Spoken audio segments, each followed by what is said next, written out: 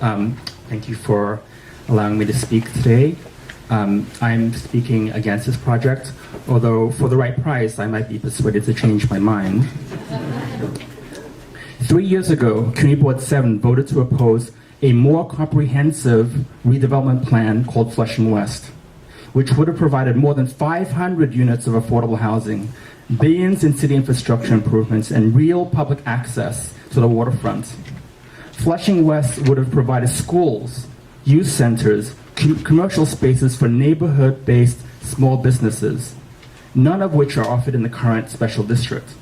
Instead, it is baffling that Community Board 7, and I happen to be on Community Board 7, I was one of the people who voted against it, why Community Board 7 would oppose Flushing West in 2017, but then turn around and support a much inferior plan 3 years later.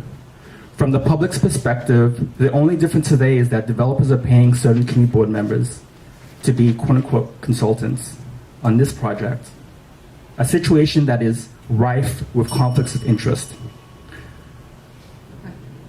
At the beginning of your testimony, you made a rather bold intimation of Community Board members being paid off by the applicants. Yes. Those are things that have actually... that accusation? We actually had at least one Community Board member recuse himself from the vote because he was being paid by the developer. And that is the first vice chair and chair of the land use committee. But they recused themselves, which sounds like that was the proper thing to yes, do. you can follow the letter of the law and not commit a crime here. Okay. But you can besmirch and compromise the integrity of the city planning process by accepting money from a developer on a project that you are considering and then lobby on behalf of that developer in front of elected officials and members of the public as the first vice chair and as chair of the land use committee. Okay. So aside from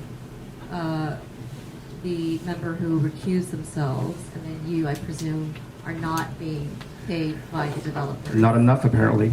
The other 48 members on the community board, do you extend your accusation to any of the 48? There's only one who has publicly admitted. I don't know about the rest. Okay. You also made a bold statement at the beginning of your testimony that for the right price, you may change your mind. What would that price be? I would say 500 units of affordable housing, public park, a real EIS. Those are the conditions in which I would approve this. Thank you very much for your testimony, Mr. Choe. Up next, Wei Zhang, speaking for, followed by Donald Cogdell.